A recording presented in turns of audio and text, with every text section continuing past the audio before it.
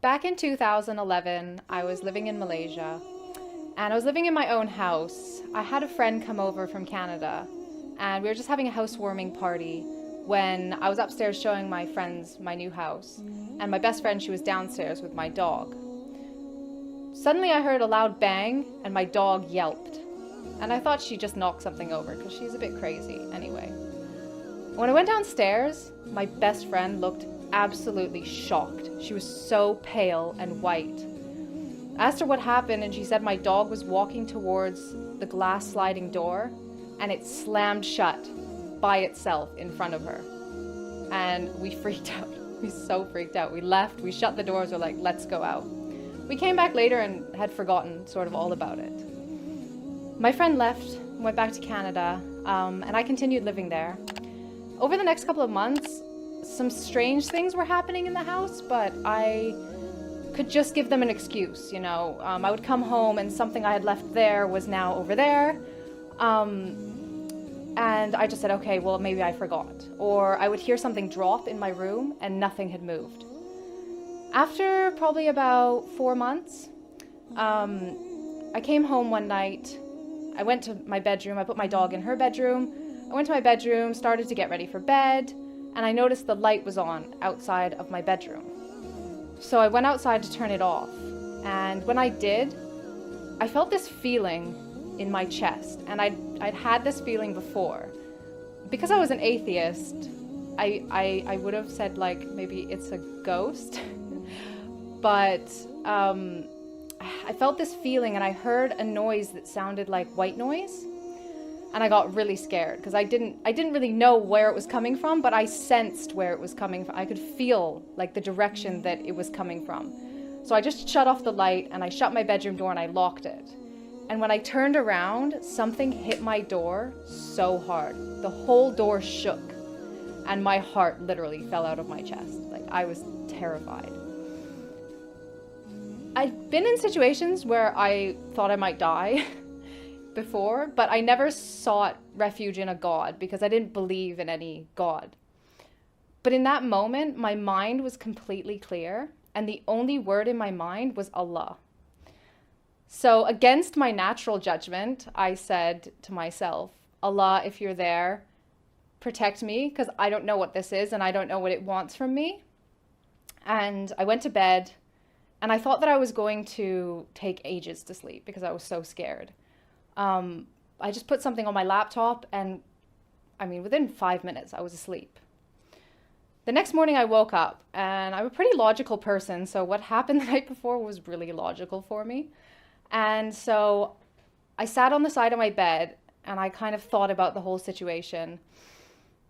And I did what I guess you would call make dua. I prayed in a way, and I just kind of had an honest conversation. And I said, Allah, I'm 21 years old. I've been an atheist for my whole life. If you want me to be Muslim, then guide me because I'll never find my way on my own. And so after that, I really felt this pull to learn about Islam. And so I started asking people, what does Allah teach? Why do you pray? What are you afraid of? And I started to like beta test Islam in my life. So if I got taught that Allah teaches patience and Allah loves us to be patient, I would implement that in a traffic jam when I feel so impatient with the person in front of me. And the situation would get better, or I would at least feel better. And I felt this like positive influence happening in my life. So I went to France in April for work, and I actually stopped drinking while I was there. And this was months before I even thought about really converting. And I feel like these were baby steps that Allah was putting in my life to make it not such a big change when I finally decided to make the decision that He knew I would make eventually. So it was coming to Ramadan, and I know all of my Muslim friends back then were very Muslim in Ramadan. Even if they weren't very Muslim the rest of the year, in Ramadan they practiced everything. So I said Ramadan is a good time to see what it's like to really be a Muslim, because my character is if I do something, I do it 100% or I don't do it at all. So I printed out a piece of paper that taught me how to pray. I wore hijab, I fasted every day, I read a chapter of Quran every day.